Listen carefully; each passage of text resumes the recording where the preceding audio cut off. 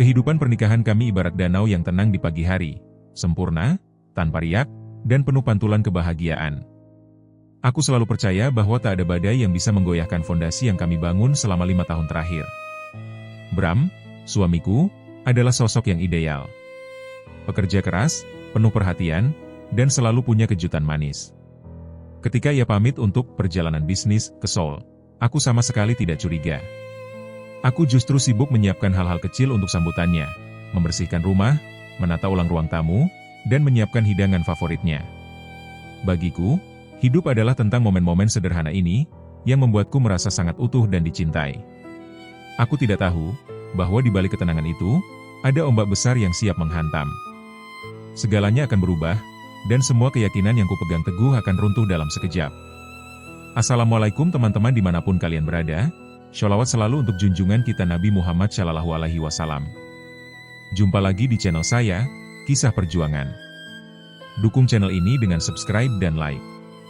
Terima kasih yang sudah subscribe dan like, semoga rezekinya mengalir tanpa putus. Absen dari mana saja kalian berasal di kolom komentar ya. Dan tonton sampai habis perjalanan kisahku ini. Ponselku bergetar. Sebuah notifikasi dari akun media sosial suamiku, Bram, muncul di layar. Foto itu menunjukkan senyum lebar Bram di depan Menara Namsan, Seoul. Di sampingnya, Siska, sahabat yang sangat kupercayai, berpose dengan jaket pasangan yang serasi. 3 bulan lalu, Bram pamit perjalanan bisnis ke Korea. Foto ini, dan senyum mereka yang tanpa beban, adalah bukti tak terbantahkan. Sebuah fakta pahit yang mengendap perlahan, bukan seperti pukulan tiba-tiba, melainkan seperti tetesan es yang menembus kulitku. Hatiku tidak lagi hancur. Sebaliknya, yang kurasakan adalah dingin yang membekukan, diikuti oleh ketenangan yang menakutkan. Aku menatap foto itu lagi dan lagi, mencari-cari detail kecil yang mungkin terlewat. Cara Siska bersandar padanya, lengannya yang melingkari pinggang Bram. Itu bukan pose seorang teman. Itu adalah pose seorang kekasih. Selama ini, aku selalu merasa ada yang salah. Komunikasi yang semakin jarang, alasan-alahan yang tidak masuk akal, dan tatapan mata Bram yang selalu tampak kosong saat dia berbicara tentang pekerjaannya. Aku selalu mencoba menepi semua kecurigaan itu, meyakinkan diriku bahwa aku terlalu paranoid. Tapi kini, semua potongan teka-teki itu bersatu, membentuk sebuah gambaran yang mengerikan. Bram tidak pernah pergi ke Korea untuk bisnis. Dia pergi untuk liburan romantis dengan wanita lain. Dan yang lebih menyakitkan, wanita itu adalah Siska, orang yang sering datang ke rumah kami, yang makan malam bersama kami, dan yang pernah kuanggap seperti adik perempuanku. Aku tidak akan menangis, aku tidak akan memohon. Aku akan bergerak. Aku meletakkan ponselku di meja, mengambil napas dalam-dalam, dan berjalan ke kamar mandi. Aku membiarkan air mengalir di wajahku, membasuh semua sisa-sisa emosi yang tersisa. Ketika aku menatap bayanganku di cermin, aku melihat wanita yang berbeda. Bukan lagi wanita yang rapuh dan mudah hancur, tetapi wanita yang kuat dan bertekad. Aku tahu aku tidak bisa lagi kembali ke masa lalu. Masa depan yang baru telah menanti, dan aku harus membangunnya sendiri. Sebelum mengambil langkah apapun, aku tahu bahwa kekuatan terbesar yang kumiliki adalah bukti. Selama seminggu penuh, aku berpura-pura baik-baik saja di depan Bram yang kini sudah kembali dengan wajah lelah seolah dia benar-benar berbisnis. Setiap malam, setelah dia tertidur pulas, aku bangun dan duduk di depan komputernya. Aku menyelami setiap sudut kehidupan digitalnya, mencari jejak yang bisa kuubah menjadi senjata. Aku memeriksa emailnya, riwayat pencarian, dan folder-folder tersembunyi. Kecurigaanku terbukti benar. Aku menemukan bukti-bukti yang sangat terperinci. Ada salinan email konfirmasi pemesanan hotel di Seoul atas nama mereka berdua. Aku melihat lampiran tiket pesawat dengan tanggal keberangkatan dan kepulangan yang sama. Aku menemukan file spreadsheet yang berisi daftar pengeluaran selama di sana, makan malam romantis di restoran mewah di Gangnam, biaya sewa mobil, dan tagihan dari toko-toko barang branded yang tidak pernah dia belikan untukku. Aku mencetak semua dokumen itu, menyusunnya dengan rapi, dan memasukkannya ke dalam sebuah map. Aku tidak merasakan kemarahan yang membakar, melainkan rasa dingin yang menusuk. Aku tahu bahwa setiap lembar bukti itu adalah batu bata yang akan kugunakan untuk membangun tembok di antara kami. Setelah menyelesaikan semua pencetakan, aku membuang semua riwayat di komputer agar Bram tidak curiga. Aku menyimpan map itu di tempat yang aman, jauh dari jangkauannya. Aku tahu, ini hanya awal dari pertempuran. Aku menghubungi Bu Ina, pengacara senior yang sudah pensiun namun masih sering menangani kasus-kasus khusus. Pertemuan kami berlangsung di sebuah kafe kecil yang tenang, jauh dari hiruk-pikuk pusat kota. Aromanya seperti kopi yang baru diseduh, bercampur dengan kehangatan kue-kue yang dipanggang. Bu Ina tiba 5 menit lebih awal. Dia mengenakan kemeja putih sederhana dan blazer krem, rambutnya yang beruban disanggul rapi. Ada ketenangan dan kebijaksanaan yang terpancar dari matanya. Dia bukan tipe pengacara yang penuh retorika, melainkan seseorang yang mendengarkan dengan seksama dan berbicara dengan hati-hati. Aku meletakkan map tebal berisi bukti-bukti itu di atas meja. Tanganku sedikit bergetar, tapi aku menahannya sekuat tenaga. Bram berselingkuh dengan Siska, kataku, suaraku terdengar datar dan asing di telingaku sendiri. Aku ingin mengajukan gugatan cerai dan aku ingin membatalkan semua harta Gonogini. Aku menjelaskan semua yang aku tahu, dari foto di media sosial hingga tagihan kartu kredit yang kutemukan. Bu Ina membuka map itu dan membalik setiap halaman. Dia memeriksa detailnya, matanya menelusuri nama hotel dan tanggal penerbangan. Dia mengangguk pelan, seolah ini adalah kasus rutin yang sering dia tangani. Kamu punya dasar yang kuat, katanya setelah selesai. Pembuktian perselingkuhan akan menjadi poin utama kita. Mengenai harta Gonogini, kita akan mengajukan gugatan bahwa aset-aset yang dibeli Bram selama liburan itu adalah hasil dari pemasukan gelap yang berasal dari perselingkuhannya. Ini akan memperkuat posisi kita untuk membatalkan semua harta bersama. Aku merasa sedikit lega. Kata-kata Bu Ina terasa seperti air dingin di gurun. Dia menjelaskan semua langkah hukum yang harus kami ambil, termasuk bagaimana aset pribadi Bram bisa kujual dan uangnya kujadikan hak milik. Dia memperingatkan bahwa prosesnya akan memakan waktu, menguras emosi, dan mungkin akan banyak drama. Tapi kita punya bukti yang kuat. Keberanianmu untuk mengambil langkah ini adalah modal terbesar, katanya. Pertemuan itu memberiku peta jalan, bukan hanya untuk gugatan cerai, tapi juga untuk membangun kembali hidupku. Langkah pertama yang disarankan Bu Ina adalah membuat daftar dan menilai semua aset. Aku tahu ini adalah langkah krusial. Selama beberapa hari, aku mengunci diri di ruang kerja, mengambil semua barang mewah Bram dan meletakkannya di satu ruangan. Mobil sport kesayangannya, Lamborghini Gallardo berwarna oranye, yang terparkir gagah di garasi, menjadi target pertamaku. Aku memotretnya dari berbagai sudut, mencatat tahun pembuatan, jarak tempuh, dan kondisi mesin. Aku juga memotret motor sport Ducati Panigale miliknya, yang jarang dia gunakan.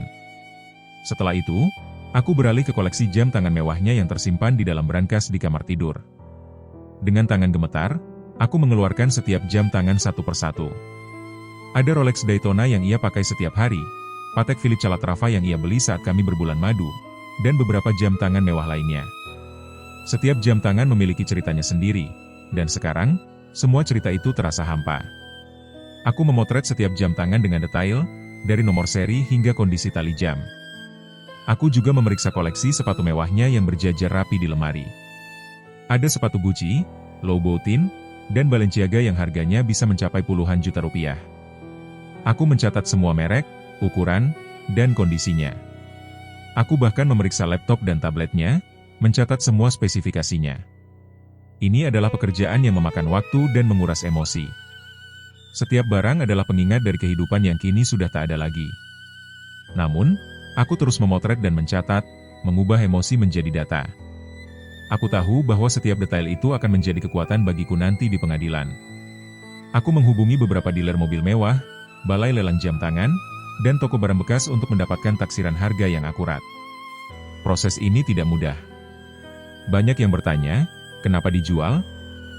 Aku hanya menjawab, sudah tidak butuh lagi. Aku tidak ingin membeberkan detail pribadiku pada orang lain. Aku mendapatkan taksiran harga dari setiap barang. Mobil sportnya bernilai 3 miliar rupiah, motor sportnya sekitar 500 juta rupiah, dan koleksi jam tangannya senilai 2 miliar rupiah. Totalnya lebih dari 5 miliar rupiah.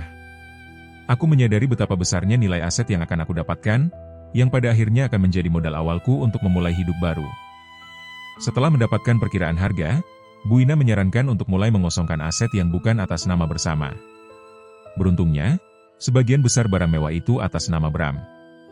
Aku menjual mobil sport kesayangannya melalui dealer resmi, yang prosesnya memakan waktu 2 minggu. Uang dari penjualan itu langsung masuk rekening yang tidak diketahui Bram. Begitu pula dengan motor sport, jam tangan mewah, dan koleksi sepatunya. Tugas pertama dan yang paling berat adalah menjual Lamborghini Gallardo oranye itu. Aku menghubungi dealer mobil mewah tempat Bram biasa membeli mobil. Aku tidak menyebutkan namaku, hanya mengatakan bahwa aku menjual sebuah Lamborghini Gallardo. Awalnya mereka ragu, tetapi setelah aku mengirimkan foto dan dokumen kepemilikan, mereka setuju untuk melihatnya. Aku mengemudikan mobil itu untuk terakhir kalinya. Mesinnya menderu, mengeluarkan suara yang dulu membuatku bersemangat, tetapi sekarang terasa hampa. Saat aku menyerahkan kunci ke dealer, rasanya seperti menyerahkan sebuah peti mati. Bram selalu bangga dengan mobil ini, dan sekarang, itu adalah yang pertama akan hilang dari hidupnya. Uang dari penjualan itu, 3 miliar rupiah, langsung masuk rekening yang telah kubuka secara diam-diam. Lalu, giliran motor sport Ducati Panigale-nya. Aku menjualnya secara daring melalui situs lelang. Ada seorang pembeli, seorang kolektor motor, yang tertarik. Dia datang ke rumah, memeriksa motor itu dengan teliti, dan mengagumi kondisinya. Dia bertanya, "Kenapa dijual, Bu? Motor ini sangat bagus." Aku hanya tersenyum dan menjawab, "Ada kebutuhan mendesak." Dia tidak bertanya lagi. Uang dari penjualan itu, sekitar 500 juta rupiah, langsung masuk ke rekeningku. Tidak lama setelah itu, aku berurusan dengan koleksi jam tangan mewahnya. Aku bertemu dengan seorang kolektor jam tangan di sebuah lobi hotel. Dia adalah pria parubaya yang tenang dan profesional. Dia memeriksa setiap jam tangan, dari Rolex Daytona hingga Patek Philippe Calatrava. Dia memberiku harga yang adil, dan kami melakukan transaksi secara tunai. Saat aku melihatnya berjalan pergi dengan tas berisi jam-jam tangan itu, aku tidak merasa sedih atau menyesal. Hanya ada rasa lega yang luar biasa. Bagiku, jam tangan itu bukan lagi simbol cinta atau kemewahan. Itu hanyalah instrumen yang digunakan untuk mengukur waktu. Dan sekarang, waktu telah memberiku kesempatan untuk memulai babak baru. Aku juga menjual koleksi sepatu mewahnya, laptop, dan gadget. Setiap transaksi berjalan lancar, dan setiap kali uang masuk rekeningku, aku merasa semakin kuat. Uang itu tidak kugunakan untuk belanja atau hura-hura. Uang itu adalah simbol kebebasan dan kemandirianku. Itu adalah modal yang akan kugunakan untuk membangun hidup baru, jauh dari bayang-bayang Bram dan Siska. Itu adalah dana darurat yang sangat kuperlukan. Aku tidak menjualnya secara sembarangan, aku melakukan setiap transaksi dengan presisi seorang ahli strategi. Koleksi jam tangan Bram adalah target utama. Bukan sekadar menjualnya, tetapi memastikan setiap unit jatuh ke tangan yang tepat dengan harga terbaik. Aku menghubungi beberapa kolektor, yang kudapatkan dari forum online dan referensi teman. Setelah melalui beberapa negosiasi, aku menemukan satu kolektor yang serius dan profesional. Dia adalah seorang pria parubaya yang tenang, yang hanya tertarik pada keaslian dan kondisi. Kami bertemu di lobi sebuah hotel. Dia memeriksa setiap jam tangan, Rolex Daytona, Patek Philippe Calatrava, dan beberapa model lainnya, dengan kaca pembesar, meneliti setiap detail, dari nomor seri hingga goresan terkecil. Aku menjelaskan sejarah singkat setiap jam, yang ia dengarkan dengan penuh perhatian.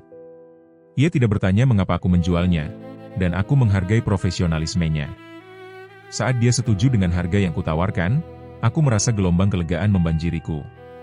Uang tunai berpindah tangan, dan dengan itu, kenangan yang pernah melekat pada setiap jam tangan itu kini hanya menjadi bagian dari masa lalu. Setelah jam tangan, giliran laptop dan gadget. Aku memilih jalur lelang online, di mana aku bisa mendapatkan harga terbaik dari penawar tertinggi. Aku mengambil foto-foto yang jelas dari setiap sudut perangkat, menulis deskripsi yang jujur tentang spesifikasi dan kondisinya. Aku tidak menyembunyikan goresan atau kekurangan apapun. Proses ini terasa sangat impersonal, hanya tentang pertukaran barang elektronik dengan uang. Tapi bagiku, setiap klik mouse untuk mengunggah foto dan setiap notifikasi tawaran yang masuk adalah kemenangan kecil. Itu adalah pengingat bahwa aku sedang mengendalikan hidupku kembali, satu persatu. Uang dari semua penjualan itu, dari mobil mewah hingga laptop bekas, aku kumpulkan dalam satu rekening terpisah. Ini bukanlah uang untuk balas dendam atau hura-hura. Ini adalah dana darurat yang sebenarnya. Itu adalah batu fondasi untuk benteng pertahananku di masa depan. Aku telah menghitungnya dengan cermat, uang ini cukup untuk biaya hidupku selama beberapa tahun, sambil aku membangun kembali karir dan bisnisku.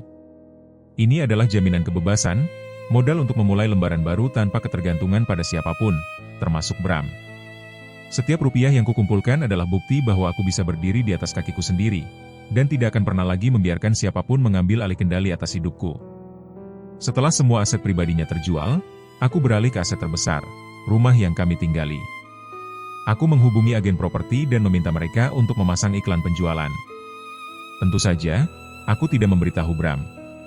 Kami masih tinggal bersama, namun aku sudah mulai memindahkan barang-barang pribadiku ke sebuah apartemen kecil yang kusewa. Aku tahu, ini adalah langkah paling berani dan paling berbahaya yang akan kuambil. Rumah ini adalah pusat dari kehidupan kami, sebuah simbol dari apa yang seharusnya menjadi keluarga utuh.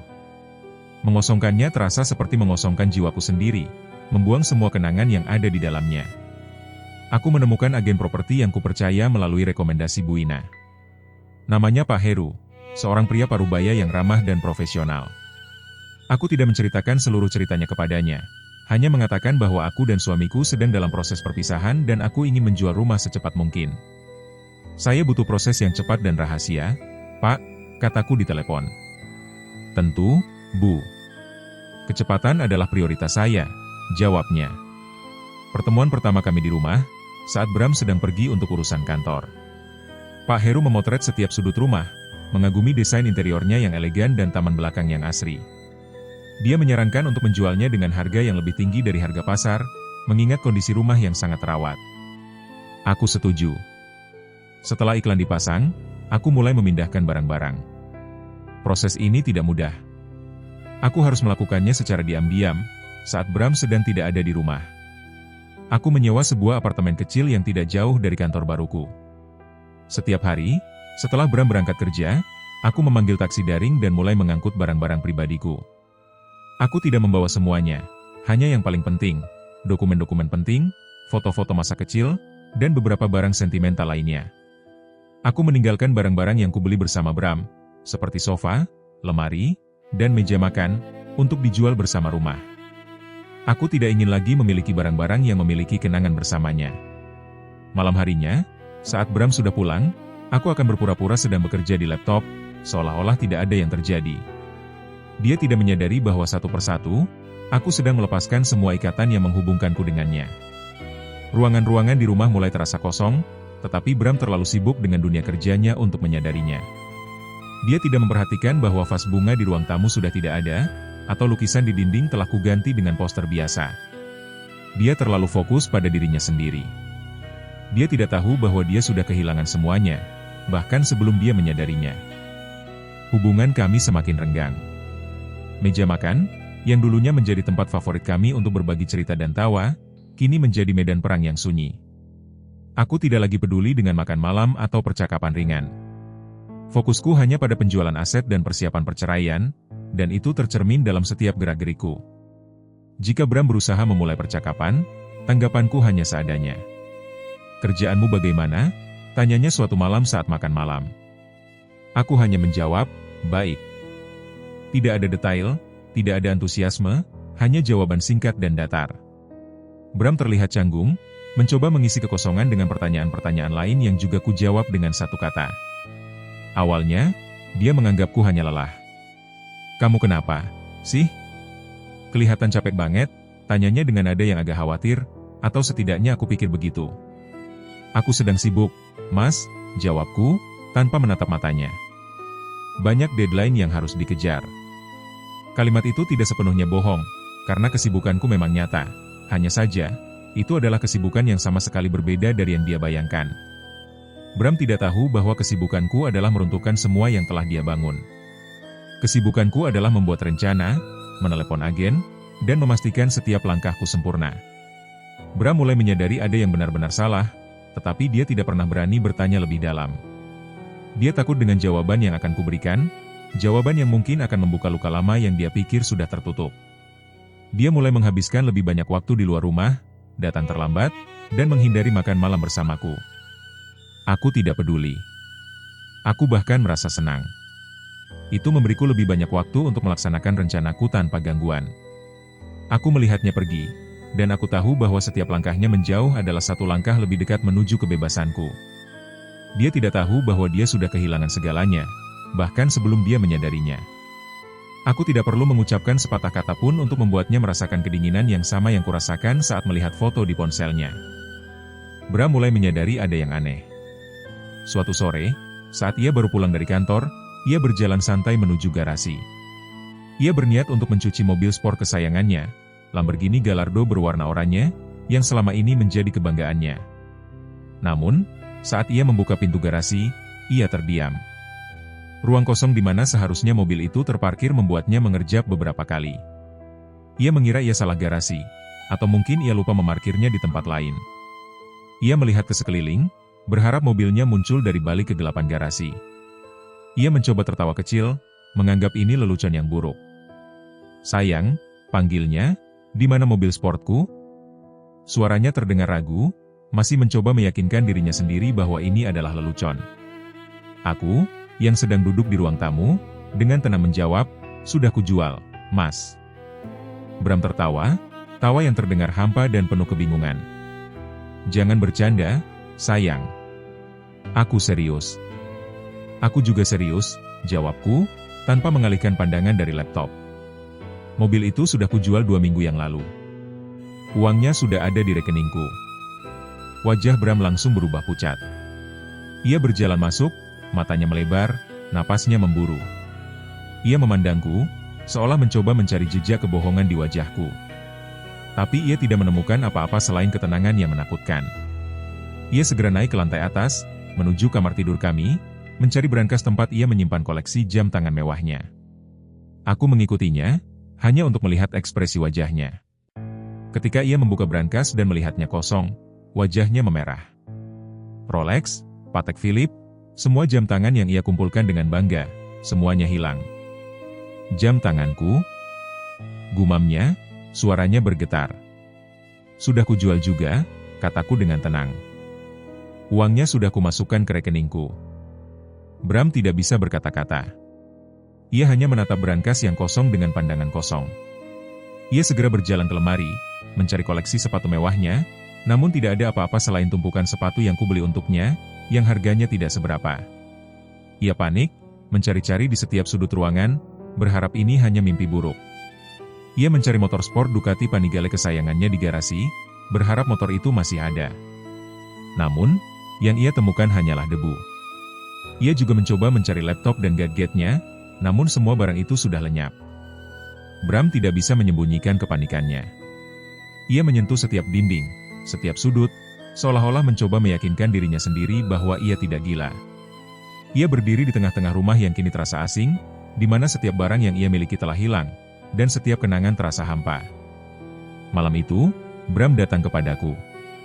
Bukan dengan langkah tenang seperti biasanya, melainkan dengan langkah-langkah berat yang penuh amarah.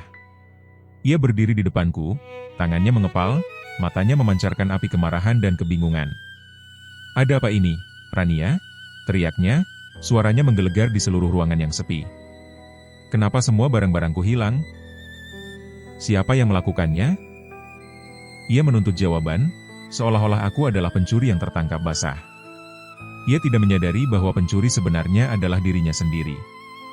Aku menatapnya, tidak ada sedikit pun rasa takut di mataku. Hanya ada ketenangan yang dingin, seperti permukaan danau yang membeku. "Aku yang melakukannya, Mas," jawabku, suaraku datar dan tanpa emosi. "Semuanya sudah kujual. Dan uangnya sudah kutransfer ke rekening pribadiku." Wajah Bram langsung berubah. Amarahnya menghilang, digantikan oleh syok yang mendalam. Ia menggelengkan kepalanya, seolah mencoba mengusir kata-kataku dari pikirannya. "Tidak, itu tidak mungkin," gumamnya, lebih kepada dirinya sendiri. "Kamu tidak bisa melakukan itu. Itu barang-barangku. Itu semua harta pribadiku." "Aku tahu," jawabku. "Itu sebabnya aku menjualnya." "Tapi kenapa?" teriaknya lagi, kali ini dengan nada keputusasaan. Ia berjalan mondar-mandir di depanku, rambutnya acak-acakan. "Kamu kenapa, Rania? Apa yang terjadi? Kamu bisa membicarakan semuanya denganku." "Membicarakan apa?" Aku mengangkat satu alis, menantangnya. "Membicarakan liburanmu dengan Siska di Seoul? Atau tagihan kartu kredit yang kutemukan? Atau mungkin email konfirmasi hotel atas nama kalian berdua? Kata-kataku seperti panah yang menusuk tepat di jantungnya. Bram terdiam. Wajahnya yang tadinya merah padam kini berubah menjadi pucat pasi. Ia tidak bisa menyangkalnya. Semua bukti itu begitu kuat dan nyata. Ia menundukkan kepalanya, tubuhnya merosot, seolah-olah semua energi dan kekuatannya telah ditarik keluar. Aku bisa jelaskan. Bisiknya, suaranya hampir tidak terdengar. Tidak ada yang perlu dijelaskan, kataku dengan tegas. Aku sudah melihat semuanya, Mas. Aku sudah punya semua bukti yang kubutuhkan. Semuanya sudah berakhir. Kamu tidak akan pernah bisa kembali. Aku berdiri dan berjalan menuju pintu kamar. Bram mencoba mengikutiku, memanggil namaku berulang kali. Tapi aku tidak menoleh. Aku tahu, ini adalah akhir dari hubungan kami. Aku tidak lagi merasakan amarah, hanya kelegaan. Aku telah mengambil kembali kendaliku, satu persatu. Dan itu adalah kebebasan yang tak ternilai harganya. Tepat ketika Bram masih terhuyung-huyung oleh kenyataan bahwa semua asetnya lenyap, bel pintu berbunyi. Aku tahu siapa itu. Itu adalah kurir yang diutus Bu Ina. Dengan gerakan tenang, aku membuka pintu dan mengambil sebuah amplop coklat besar yang tebal. Bram, yang berdiri di belakangku, masih dalam keadaan syok, tidak menyadari apa yang sedang terjadi. Aku kembali ke ruang tamu, dan meletakkan amplop itu di meja. Ini apa? Tanyanya, suaranya parau. Surat, jawabku singkat. Untukmu. Ia mengambil amplop itu. Tangannya gemetar. Aku melihatnya menatap logo firma hukum di sudut amplop, lalu namanya tertulis dengan tinta hitam yang rapi. Ia menarik keluar isinya. Kertas-kertas tebal, beberapa lembar dokumen legal, dan sebuah surat. Matanya melebar saat ia membaca baris pertama. Surat gugatan cerai. Sebuah suara tercekik keluar dari tenggorokannya. Ia menjatuhkan kertas-kertas itu. Matanya kembali menatapku, penuh kepanikan, ketidakpercayaan, dan ketakutan yang mendalam. Ia tidak bisa menyangka aku akan sejauh ini. Ia mengira ini adalah semacam pembalasan kecil, sebuah gertakan agar ia jera, tapi bukan ini. Ini adalah akhir. Rania, ini, apa-apaan ini? Bisiknya. Kamu tidak serius, kan? Kita bisa bicarakan ini, Rania. Aku mohon, tolong jangan lakukan ini. Ia berlutut di depanku, mencoba meraih tanganku. Aku menarik tanganku dengan cepat, seolah menyentuh sesuatu yang menjijikan. Tidak ada lagi yang perlu dibicarakan, Mas, kataku, suaraku sedingin es. Semuanya sudah selesai. Aku sudah punya semua bukti yang kubutuhkan. Kamu bisa membacanya di surat itu. Itu adalah salinan semua tiket, tagihan, dan bukti-bukti lain yang kukumpulkan. Ia mengambil kembali surat-surat itu dengan tangan gemetar. Ia melihat setiap lembar bukti yang kukumpulkan, dari foto-foto di Korea hingga email konfirmasi hotel. Ia melihat bukti-bukti itu, dan ia tahu bahwa ia tidak bisa lagi menyangkalnya.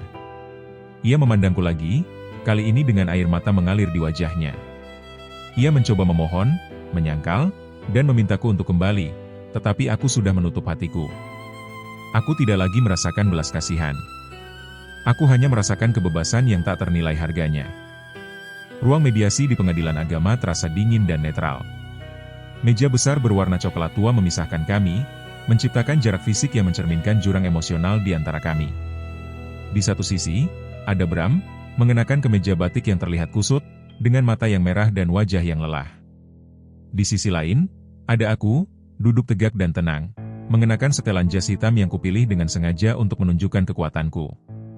Di sampingku, Bu Ina duduk dengan raut wajah profesional yang tanpa ekspresi. Di antara kami, seorang mediator wanita parubaya mencoba menciptakan suasana yang netral. Tujuan kita di sini adalah mencari jalan tengah, kata mediator dengan suara lembut. Kita akan mencoba menemukan solusi yang terbaik untuk kedua belah pihak, terutama untuk keberlangsungan pernikahan ini. Mediasi bisa menjadi jembatan untuk kembali.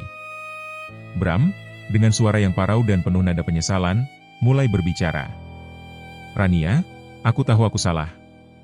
Aku sudah mengakui kesalahanku.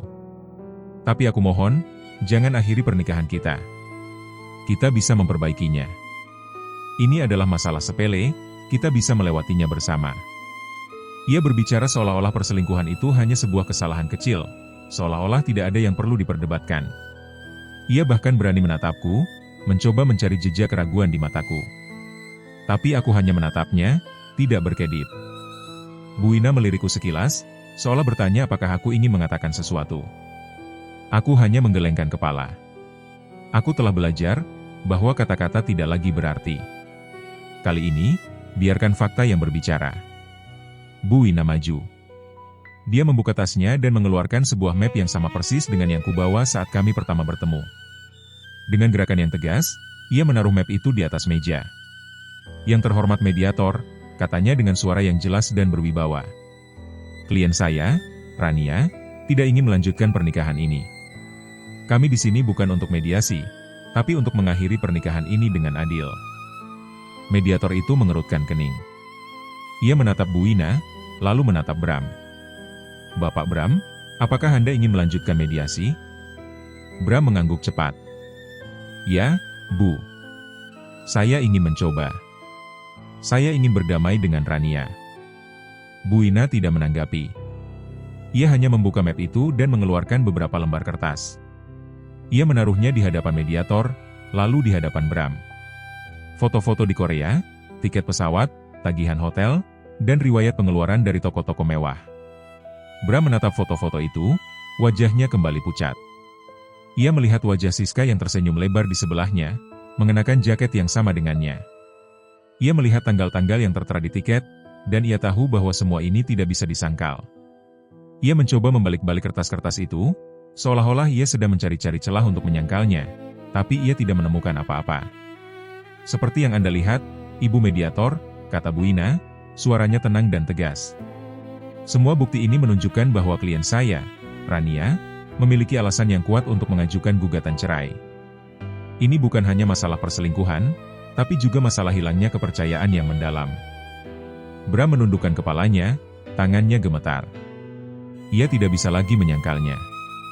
Ia tahu bahwa ia telah kehilangan segalanya, dan semua usahanya untuk memperbaiki semuanya tidak akan pernah berhasil. Mediasi pun gagal. Proses sidang berjalan berlarut-larut. Tidak secepat yang kuharapkan. Sidang pertama, Bram datang dengan pengacara barunya yang penuh semangat, mencoba meruntuhkan semua bukti yang Bu Ina sajikan. Pengacara Bram berargumen bahwa foto-foto di Korea hanyalah proyek bisnis, dan bahwa Siska adalah rekan kerja yang harus dihadiri oleh Bram. Ia berargumen bahwa tagihan kartu kredit yang kutemukan adalah pengeluaran bisnis yang tidak ada hubungannya dengan Bram. Ia bahkan mencoba menyangkal bahwa uang yang kugunakan untuk menjual aset-asetnya adalah uang ilegal. Namun, Bu Ina tidak goyah. Dia menyajikan setiap bukti yang kukumpulkan dengan rinci dan teratur. Yang terhormat hakim, katanya, suaranya tenang dan tegas. Foto ini menunjukkan klien saya, Bram, dan rekan kerjanya, Siska, berpose romantis di Korea. Bukankah pose ini menunjukkan lebih dari sekadar hubungan kerja? Dan ini, laporan pengeluaran dari kartu kredit Bram. Apakah pengeluaran untuk makan malam romantis dan barang mewah di toko-toko mahal adalah pengeluaran bisnis? Bram terlihat tidak nyaman. Ia mencoba menginterupsi Bu Ina, tetapi hakim menahannya. Bram mencoba membela diri, namun setiap kali dia mencoba berbicara, dia hanya membuat dirinya terlihat semakin tidak bersalah. Bram terlihat semakin panik. Ia tahu bahwa ia tidak bisa lagi menyangkalnya. Sidang kedua, Bram datang dengan pengacara baru lagi. Kali ini, mereka mencoba menyerangku. Yang terhormat hakim, kata pengacara Bram. Klien saya, Bram, tidak tahu mengapa semua aset pribadinya hilang. Istrinya, Rania, menjual semua aset itu tanpa izin suaminya. Tindakan ini adalah pencurian. Dan kami ingin menuntutnya kembali. Kami ingin agar aset-aset itu dikembalikan, atau diganti rugi dengan uang yang jumlahnya sama. Bu Ina berdiri, suaranya terdengar tegas dan penuh keyakinan. Yang terhormat hakim, perlu saya tekankan kembali, bahwa aset yang dijual klien saya, Rania, adalah aset yang dibeli dengan uang pribadi yang didapat Bram dari kerjasamanya dengan Siska. Itu adalah uang hasil dari perselingkuhan, yang seharusnya menjadi hak milik klien saya. Itu bukan uang bersama yang harus dibagi dua. Lagi pula, setiap pembelian besar yang dilakukan Bram selalu dicatat oleh Rania, yang bertugas sebagai manajer keuangan keluarga. Aku mengangguk setuju. Sepanjang pernikahan kami, aku selalu mencatat semua pengeluaran kami. Aku juga mencatat setiap pembelian Bram. Dan semua pembelian mewah itu, dari mobil sport hingga jam tangan mewah, semuanya dibeli dengan uang tunai dari rekening pribadi Bram yang ku ketahui.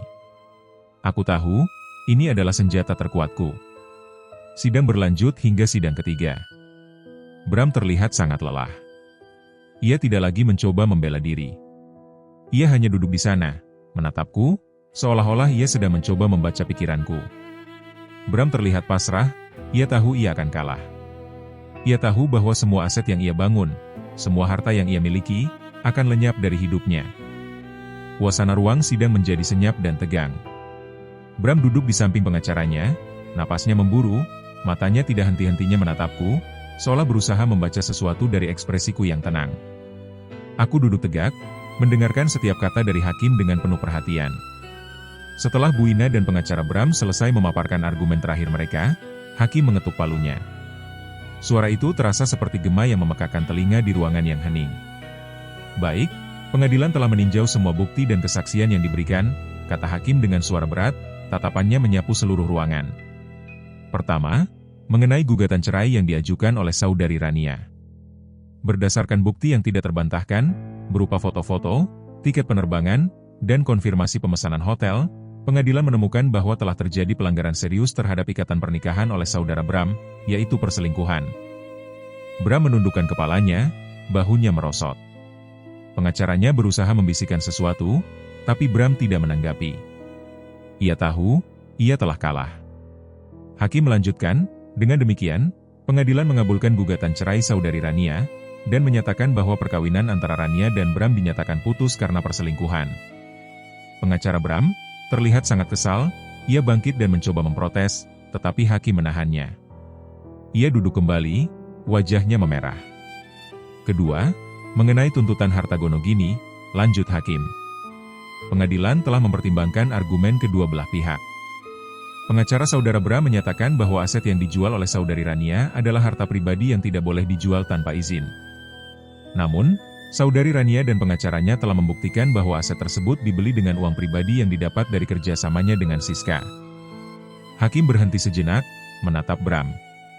Saudara Bram, Anda tidak bisa membuktikan bahwa aset-aset itu dibeli dengan uang bersama. Anda juga tidak bisa membuktikan bahwa aset-aset itu adalah harta pribadi. Maka dari itu, berdasarkan bukti yang ada, pengadilan memutuskan bahwa semua aset yang telah dijual oleh saudari Rania dianggap sebagai bagian dari harta gono gini. Namun karena Bram tidak bisa membuktikan bahwa aset itu dibeli dengan uang bersama, dia tidak bisa menuntutku. Bram terkejut. Ia mengangkat kepalanya, matanya membelalak, tidak percaya dengan apa yang ia dengar. Tapi itu tidak adil, teriaknya. Itu barang-barangku. Itu harta yang kukumpulkan. Saudara Bram, kata hakim, pengadilan telah mempertimbangkan semua fakta. Tindakan Anda telah menyebabkan kerusakan pada rumah tangga Anda. Uang yang Anda hasilkan dari perselingkuhan itu adalah uang yang seharusnya digunakan untuk keluarga, bukan untuk membeli barang-barang mewah untuk diri Anda sendiri. Anda telah melanggar janji pernikahan Anda. Hakim akhirnya memutuskan, Bram diwajibkan untuk membayar tunjangan bulanan. Semua aset yang telah kujual dianggap sebagai bagian dari harta gono gini, namun karena Bram tidak bisa membuktikan bahwa aset itu dibeli dengan uang bersama, dia tidak bisa menuntutku. Aku menatap Bram. Wajahnya yang tadinya penuh amarah dan kepanikan kini berubah menjadi wajah yang pasrah dan kosong. Ia menatapku, seolah-olah ia sedang memohon belas kasihan, tetapi aku sudah tidak merasakannya. Aku hanya merasakan kelegaan yang luar biasa. Aku telah memenangkan pertempuran, bukan untuk balas dendam, tetapi untuk kebebasan. Keluar dari ruang sidang, langkahku terasa ringan, jauh lebih ringan daripada saat aku pertama kali masuk. Bram kehilangan segalanya, termasuk aku. Uang dari penjualan aset-aset itu adalah modal awal yang kuat untuk membangun hidupku yang baru. Uang itu bukan sekadar angka di rekening bank, melainkan perwujudan dari keberanianku untuk melepaskan masa lalu yang beracun. Aku tidak lagi tinggal di rumah mewah kami yang besar dan hampa. Aku pindah ke sebuah apartemen kecil di pusat kota. Ruangan itu hanya memiliki satu kamar tidur, satu ruang tamu, dan dapur kecil, tetapi terasa lebih hangat dan lebih milikku daripada rumah besar yang penuh dengan kenangan buruk. Aku mendekorasinya dengan perabotan sederhana, memilih warna-warna cerah yang melambangkan harapan baru. Tidak ada lagi sofa kulit mahal atau lukisan abstrak. Hanya ada pot-pot bunga, buku-buku yang kusuka, dan satu dua lukisan pemandangan yang kubeli dari seorang seniman jalanan. Apartemen ini adalah kanvasku, dan aku akan melukisnya dengan warna-warna kebahagiaanku sendiri. Setiap pagi, aku menatap cermin dan melihat wanita yang telah melewati badai terberat dalam hidupnya. Wajahku tidak lagi dipenuhi dengan kesedihan, melainkan dengan ketenangan yang dalam. Aku merawat diriku, kembali ke gym, dan mencoba resep-resep baru. Malam hari, aku tidak lagi menunggu Bram pulang. Aku menghabiskan malam-malamku dengan merencanakan bisnis baru, sebuah bisnis catering yang berfokus pada makanan sehat. Aku sudah lama memimpikan ini, tetapi selalu menundainya karena Bram tidak pernah setuju. Aku mulai dengan mengambil pesanan dari teman-teman dan tetangga. Aku bekerja keras, menghabiskan malam-malamku dengan membaca buku resep, menguji bahan-bahan baru, dan menyusun menu yang kreatif. Ada saat-saat di mana aku merasa lelah dan ingin menyerah, tetapi setiap kali aku merasa seperti itu, aku akan memikirkan semua yang telah aku lalui. Aku teringat semua pengkhianatan Bram, semua kebohongan yang ia katakan, dan aku tahu bahwa aku tidak akan pernah kembali ke sana. Aku akan terus maju. Bisnisku tumbuh perlahan, tetapi pasti. Mulai dari pesanan kecil, kini aku sudah punya beberapa pelanggan tetap. Uang yang kudapat dari bisnis ini tidak seberapa, tetapi rasanya lebih berharga dari uang yang kudapat dari penjualan aset-aset Bram. Uang ini adalah uang yang kuhasilkan dengan keringatku sendiri. Uang ini adalah uang yang melambangkan kebebasanku. Aku akhirnya berdamai dengan masa lalu dan menemukan kebahagiaan sejati. Bukan dari harta, bukan dari pernikahan, tapi dari diriku sendiri. Aku tidak menyesal. Aku bangga pada diriku sendiri karena berhasil bangkit dan memulai lembaran baru. Hidup tidak lagi tentang membalas dendam. Hidup adalah tentang melanjutkan. Aku akhirnya berdamai dengan masa lalu dan menemukan kebahagiaan sejati. Bukan dari harta, bukan dari pernikahan, tapi dari diriku sendiri. Aku tidak menyesal. Aku bangga pada diriku sendiri karena berhasil bangkit dan memulai lembaran baru.